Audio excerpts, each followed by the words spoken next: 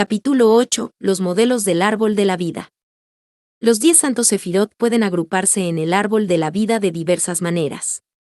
No se puede decir, sin embargo, que un sistema sea correcto y los demás no, porque sirven a diferentes propósitos y arrojan mucha luz sobre el significado de los sefirot individualmente, revelando a la vez sus asociaciones y su equilibrio. También tienen su valor porque permiten que el sistema decimal del árbol de la vida pueda correlacionarse con los sistemas de 3, 4 y 7. La conformación primaria del árbol es de 3 pilares. Al referirse a los diagramas veremos enseguida que los sefirot se prestan fácilmente a esta división ternaria. Vertical porque están arreglados en 3 columnas, las cuales se denominan el pilar de la misericordia, el de la derecha, el pilar de la severidad, el de la izquierda, y el pilar de la suavidad o el equilibrio, el de medio. Antes de seguir adelante debemos aclarar bien el significado de las columnas derecha e izquierda del árbol. Contemplando el diagrama vemos a Binah, Geburah y Hod en el lado izquierdo, y a Choma, Chesed y Nesach en el derecho. Esta es la forma en que vemos el árbol cuando lo utilizamos para representar el macrocosmos. Pero cuando lo utilizamos para representar el microcosmos, esto es, nuestro propio ser, nos ponemos como si dijéramos de espaldas a él, de suerte que el pilar del medio equivale a la espina dorsal y el pilar que contiene a Binah, Geburah y Hod en el lado derecho, mientras que el pilar que tiene Choma, Chesed y Nesach corresponde al lado izquierdo. Estos 3 pilares pueden correlacionarse con el Susumna, Ida y Pingla del sistema de yoga oriental.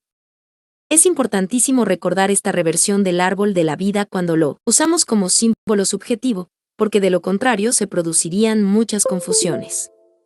En la obra más valiosa que se ha escrito sobre la Cábala, de Holy Kebal, la Santa Cábala, M.R. Witt, en el frontispicio por razones que bien sabrá él mismo, invierte la presentación usual del árbol, pero puede tenerse la seguridad de que la mayoría de dichas representaciones siempre dan el árbol objetivo y no el subjetivo.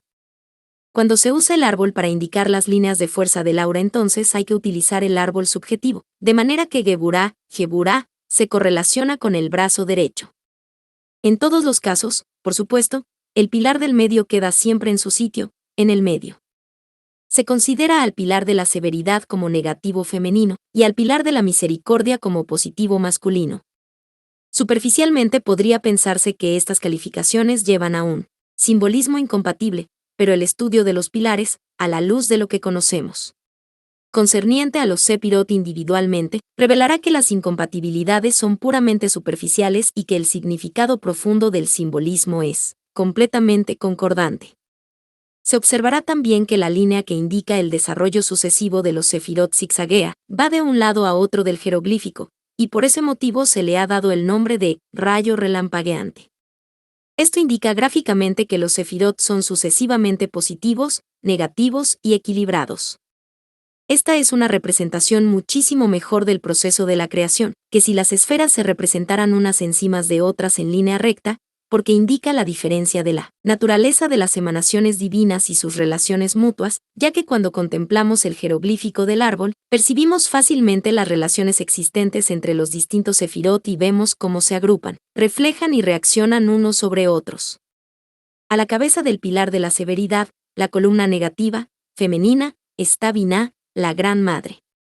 Ahora bien, a Binah se le asigna la esfera de Saturno y este es el dador de la forma. A la cabeza del pilar de la misericordia está Choma, el Padre Supremo, una potencia masculina. Aquí tenemos la oposición de la fuerza y de la forma. En la segunda Trinidad tenemos la oposición de Chesed, Júpiter, y Geburah, Marte. Nuevamente tenemos el par de opuestos con el constructivo Júpiter, el gobernador altruista y bondadoso, con la destructividad de Marte, el guerrero y aniquilador del mal. Podría preguntarse por qué una potencia masculina como Geburah está colocada en el pilar femenino. Debe recordarse que Marte es una potencia destructiva, una influencia infortunada según la astrología. El positivo construye y edifica, el negativo desintegra y destruye, el positivo es una fuerza dinámica, mientras que el negativo es una fuerza estática. Estos aspectos aparecen nuevamente en Nesach en la base del pilar de la misericordia, y Hod en la base del pilar de la severidad. Nesach es Venus, el rayo verde de la naturaleza elemental, la iniciación de las emociones. Hod es Mercurio, Hermes, la iniciación del conocimiento. Nesach es instinto y emoción, una fuerza dinámica. Jod es intelecto, pensamiento concreto, la reducción del conocimiento intuitivo a la forma. Debemos recordar también que cada sefira es negativo, esto es, femenino en relación con su precedente, el cual emana y recibe la influencia divina. Por tanto, cada sefira es bisexual como un imán, uno de cuyos polos debe ser necesariamente negativo y el otro positivo. Quizás podríamos explicar mejor el asunto empleando términos astrológicos y diciendo que un sefira en el pilar femenino está dignificado cuando opera en su aspecto negativo y decadente cuando funciona positivamente, invirtiéndose la situación en el pilar masculino. Así, pues, Binah está dignificado o exaltado cuando produce estabilidad y resistencia, y en decadencia cuando por exceso de resistencia produce agresividad, obstrucción y excrescencias malignas. Por su parte, Chesed, misericordia, está exaltado cuando ordena y preserva todas las cosas armoniosamente, pero se encuentra en decadencia cuando la misericordia se convierte en sentimentalismo y usurpa la esfera de Saturno, preservando lo que la ígnea energía de Marte, su opuesto, el Sépira Gebura, debe eliminar de la existencia. Los dos pilares representan, pues, las fuerzas positivas y negativas de la naturaleza, las activas y las pasivas, las destructivas y las constructivas, las que concretan la forma y la energía que se mueven libremente. Los sefirot del pilar del medio pueden tomarse como representación de los niveles de conciencia y de los planos en los que opera. Así Malkut es la conciencia sensorial, Yesod es el psiquis astral, Tifaret es la conciencia iluminada, o sea, el aspecto superior de la personalidad que se ha unido a la individualidad, que es el estado que constituye realmente la iniciación, la conciencia del yo superior atraída a la personalidad. Es un vislumbre de la conciencia superior que proviene de detrás del velo de Paroquet.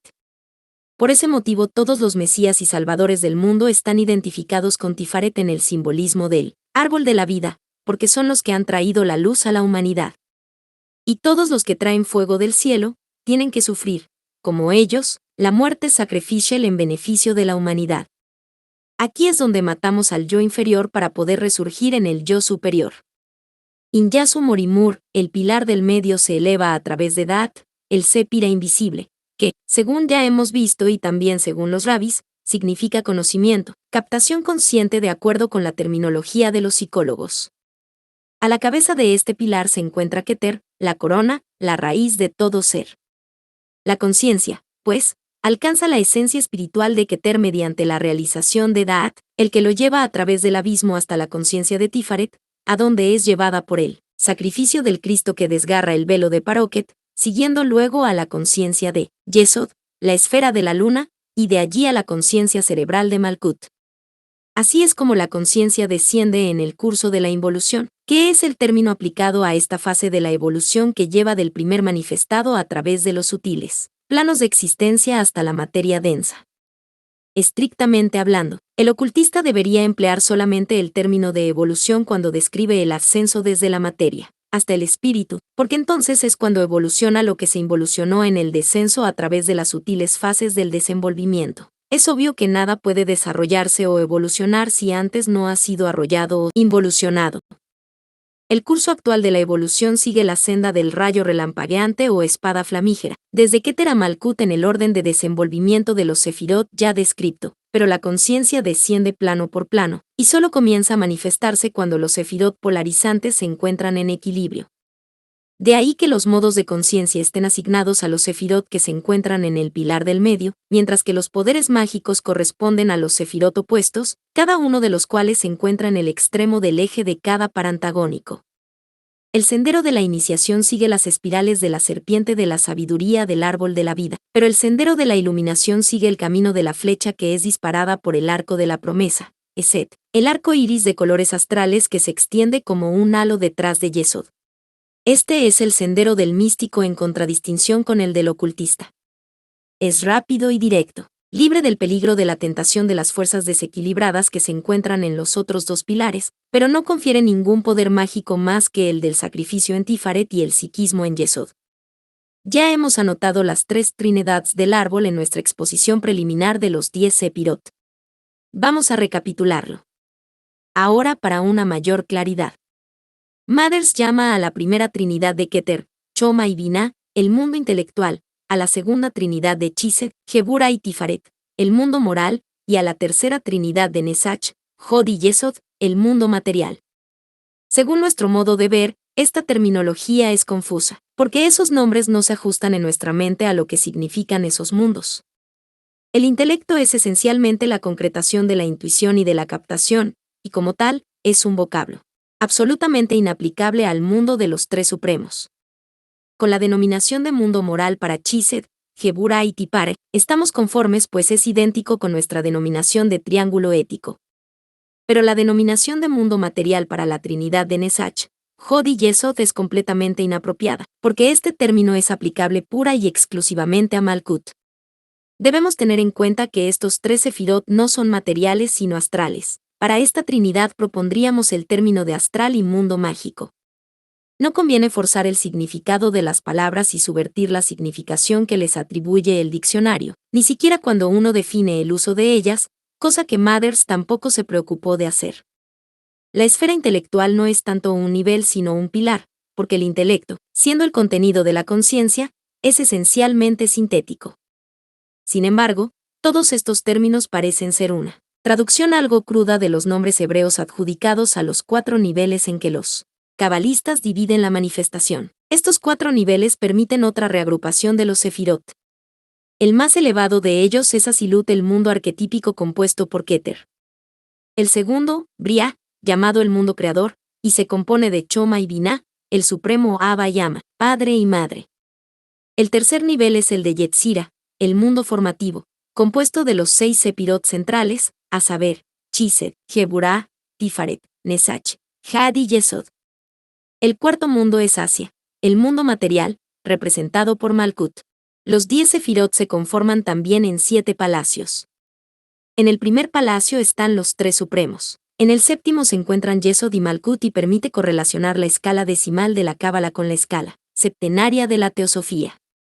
También existe una triple división de los sefirot que es muy importante en el simbolismo cabalístico. En ese sistema se da a Keter el título de Ari Campín, el rostro inmenso. Este se manifiesta como Abba, el Padre Supremo, Choma, y Ama, la Madre Suprema, Yuin, siendo estos los aspectos positivo y negativo del 3 en 1. Estos dos aspectos diferenciados al unirse, según Mathers, son Elohim, ese curioso nombre divino formado por un nombre femenino al que se ha agregado un plural masculino. Esta unión se realiza en Da'at, el sefira invisible. Los siguientes 6 sefiras se conforman en Saur Anpin, el rostro menor o microposopos, cuyo sefira especial es Tiparet. El restante sefira, Malkut, suele ser llamado la novia del microposopos. Microposopos es también llamado el rey y Malkut la reina. A esta última también se le llama la madre menor o Eva terrestre, para distinguirla de Binah, la madre suprema.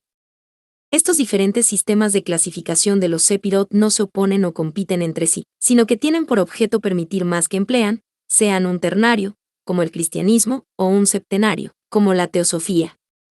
Además sirven para indicar las afiliaciones funcionales entre los sefirot mismos. El sistema final de clasificación que debemos notar se encuentra bajo la presidencia de las 3 letras madres del alfabeto hebreo, Aleph, A, Mem, M, y Sin, Esach. Estas 3 letras, según la correspondencia yetzirática del alfabeto hebreo, se atribuyen a los 3 elementos, air, agua, fuego. Bajo la presidencia de Aleph se encuentra la tríada de Keter, en la que está la raíz del aire, reflejándose hacia abajo por intermedio de Tifaret, el fuego solar, hasta Yesod, la radiación lunar. En Bin está la raíz del agua, Mar, la gran mar, reflejándose a través de Chised en Hod, bajo la presidencia de Mem, la madre del agua.